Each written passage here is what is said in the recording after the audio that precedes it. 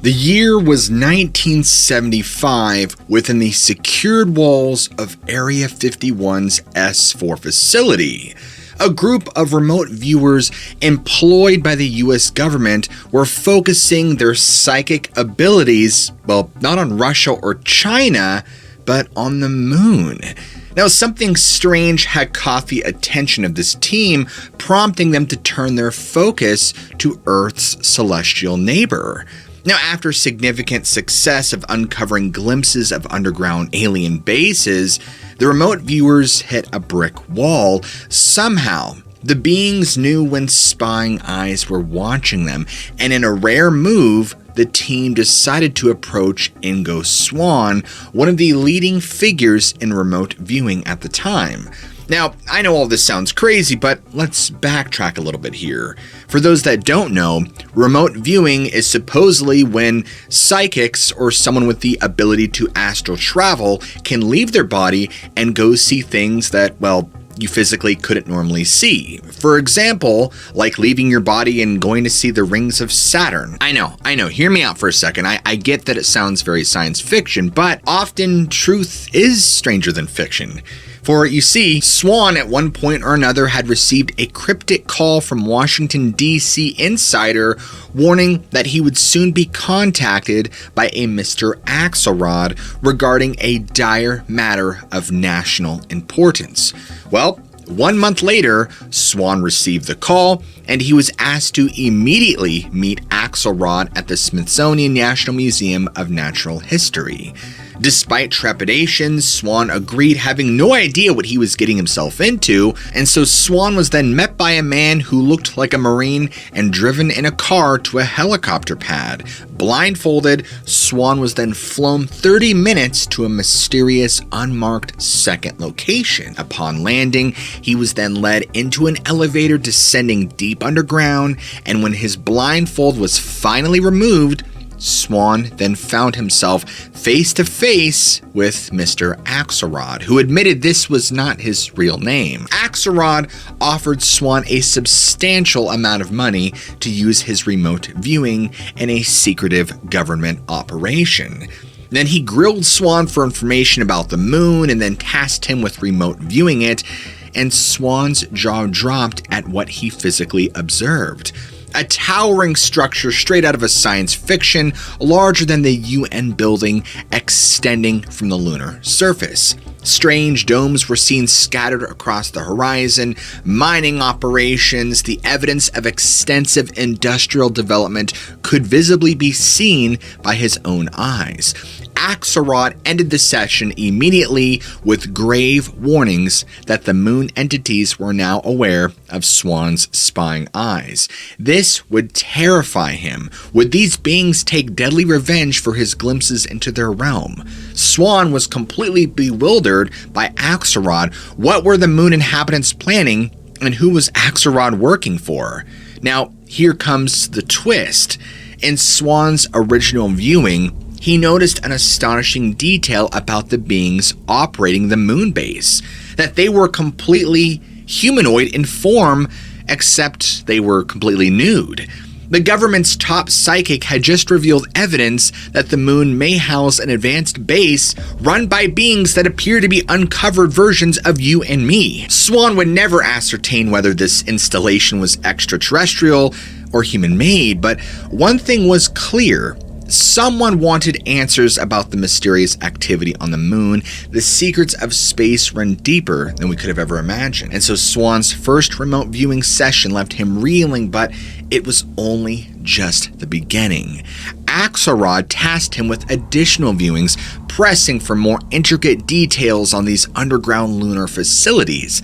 And in follow-up sessions, Swan focused on hundreds of domed structures scattered all around the moon's surface. Many were connected by craft-like tubes snaking over the region. Large cross-shaped structures were also observed, appearing stark against the black lunar sky. Now, moving his psychic lens underground, Swan perceived huge cavities and tunnels. And within these caverns, the humanoid beings were busily excavating into cliffs using advanced glowing devices. Their technology seemed eons ahead of anything that NASA currently possessed. Well, at least publicly. He noticed a crucial detail about these naked humanoids. Upon their backs were odd protrusions, and Swan realized that these might actually be wings. Axelrod then ordered him to immediately cease the viewing. These unearthly inhabitants knew when human eyes were watching. Axelrod revealed that now Swan's very life could be at risk. And just as Swan was about to demand answers, he learned Axelrod was not the only one interested in the moon's secrets. You see, ladies and gentlemen, there was another gentleman by the name of George Leonard, and he was authoring a book titled Somebody Else is on the Moon.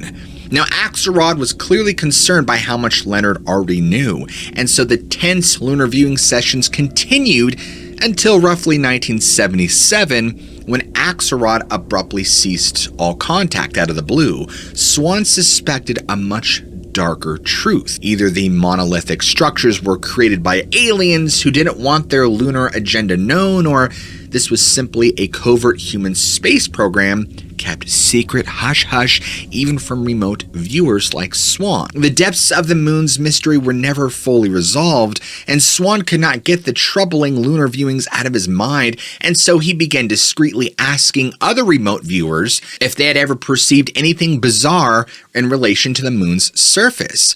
And to his shock, folks, several other remote viewers described observations matching his own to a T: large domes, alien machinery, large antennae, or antennas, however you want to say that, even underground waterways and structures resembling castles.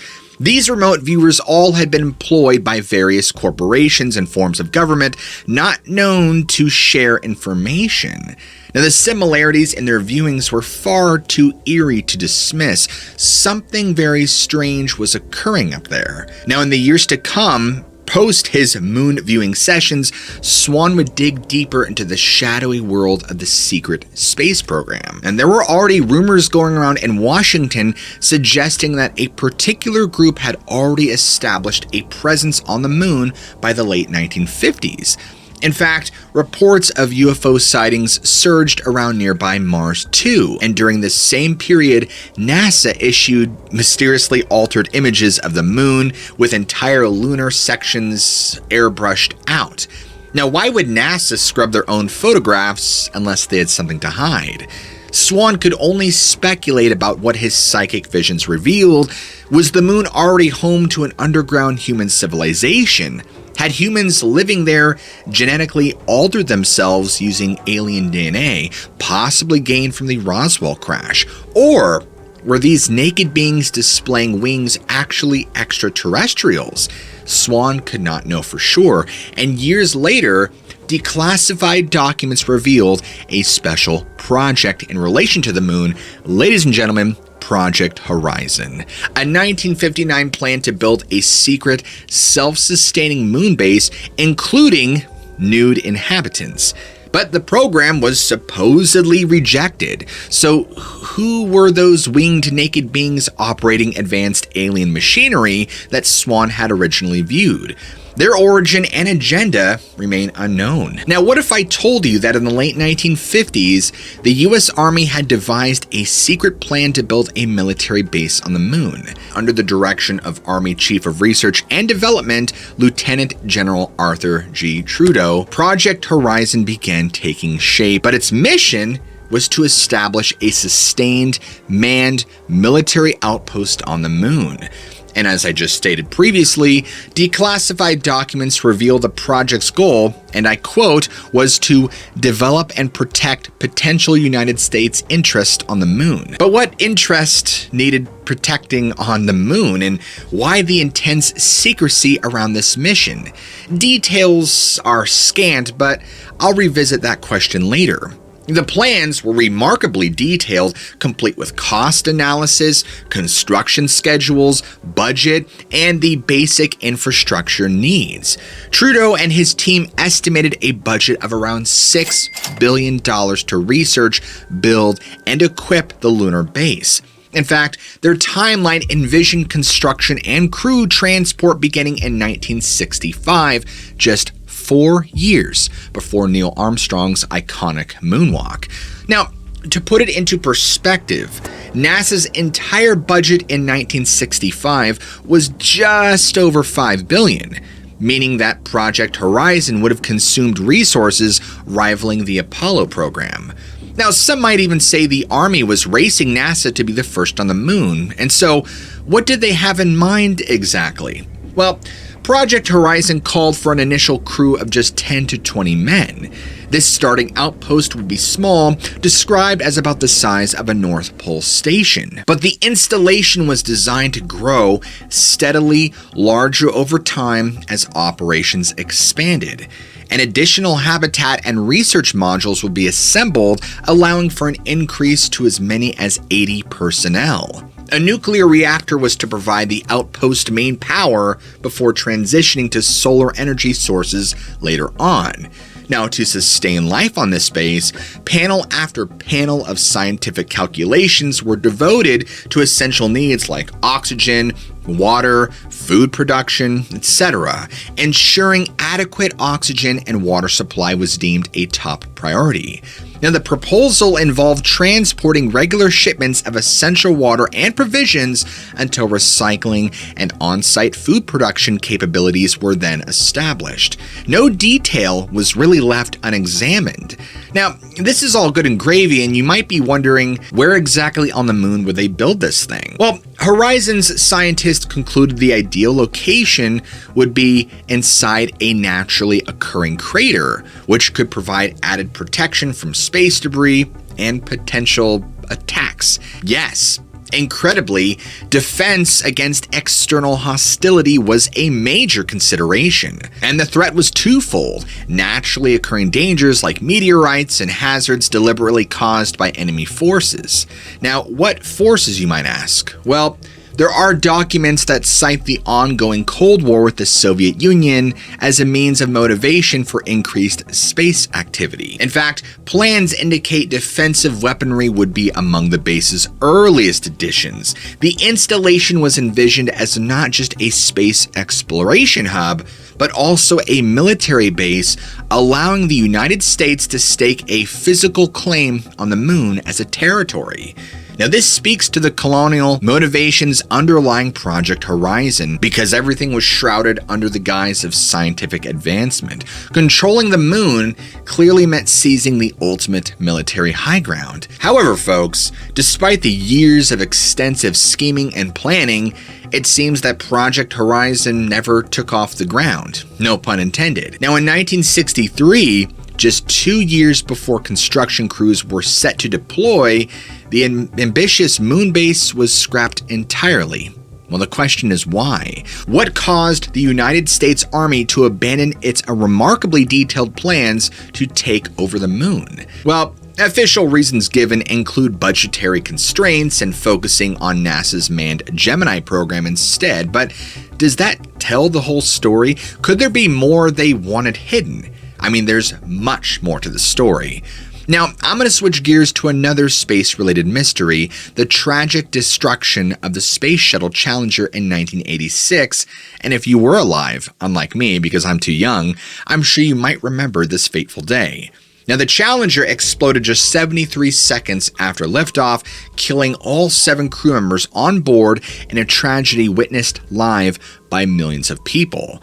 Now, after a very intensive investigation, it was then determined mechanical failure had caused the disaster. And with the blame placed squarely on faulty O-rings leading to catastrophic system failure, a case closed would mean that it was nothing more than a horrific accident, right? Well, not quite. Some people aren't entirely convinced by the official verdict.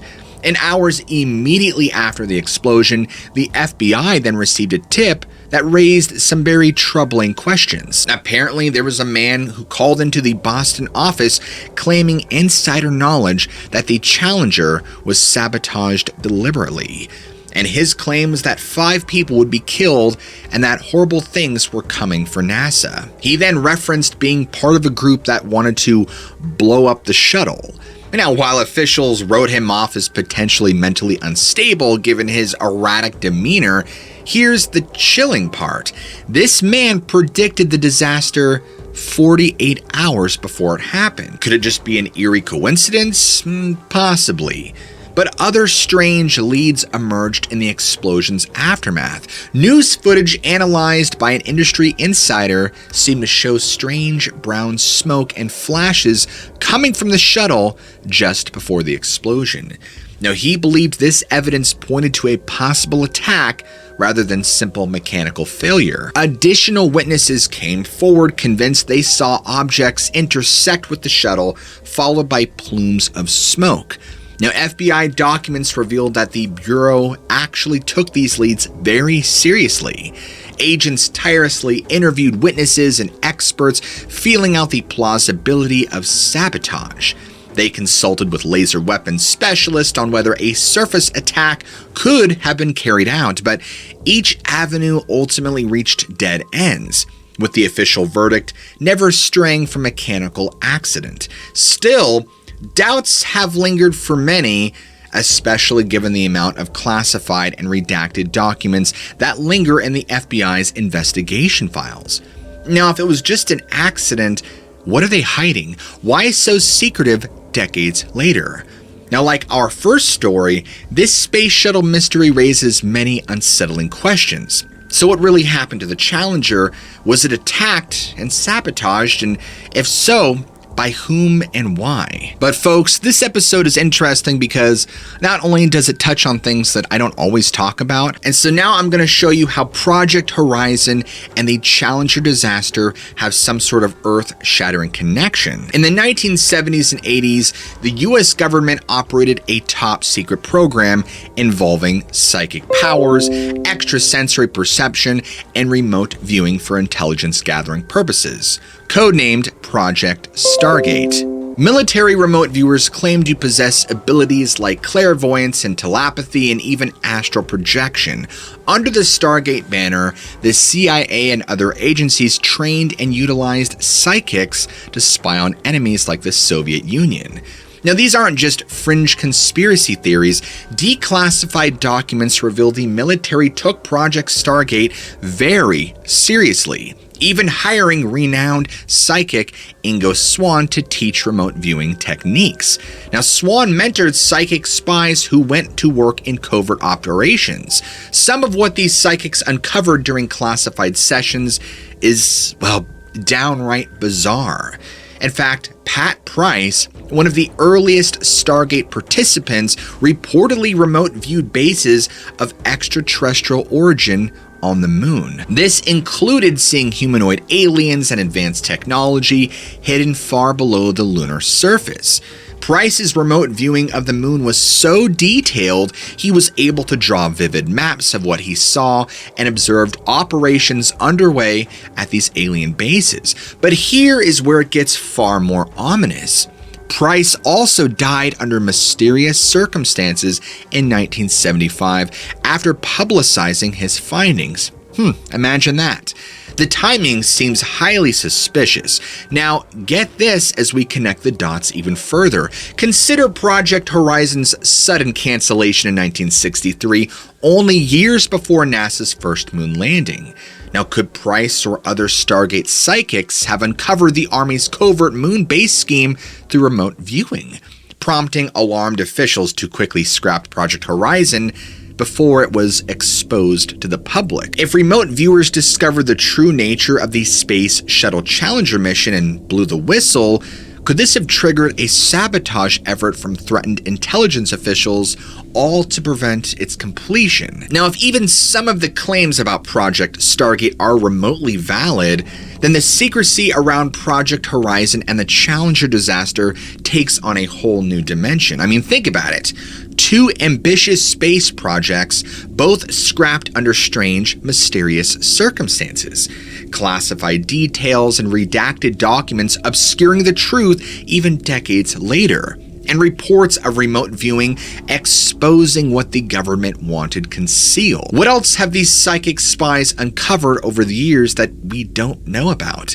How many other missions and black budget programs have been interrupted after their purposes were revealed through remote viewing? Just how deep does this conspiracy go? Will I ever shave my face?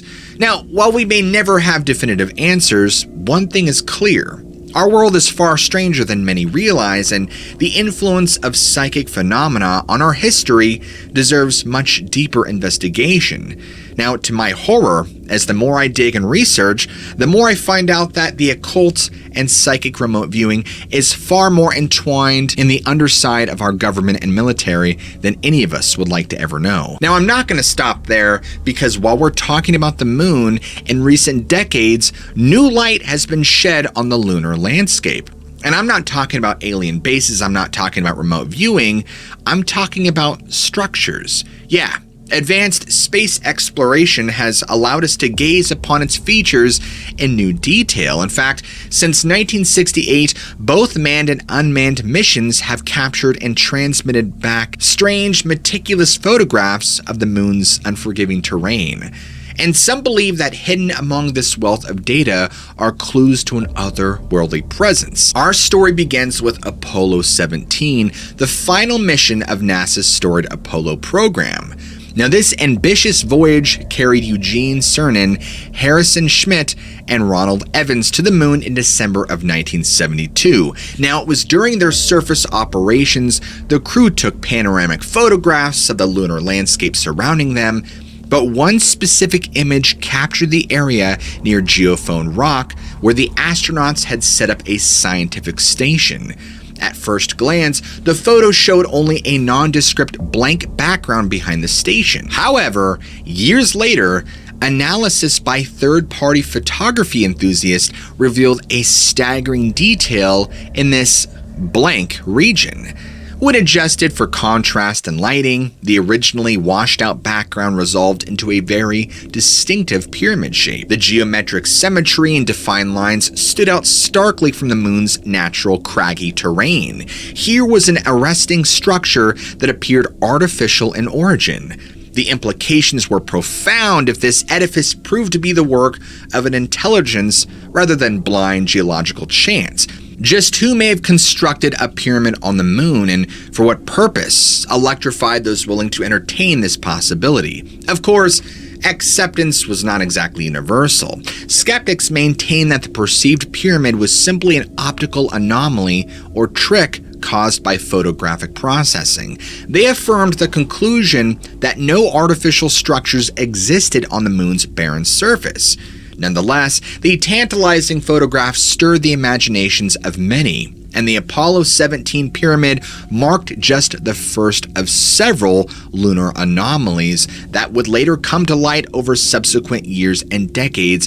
Fast forward a little bit in time, and we get to the Hubble Space Telescope, and it took our understanding of the wider universe to new heights.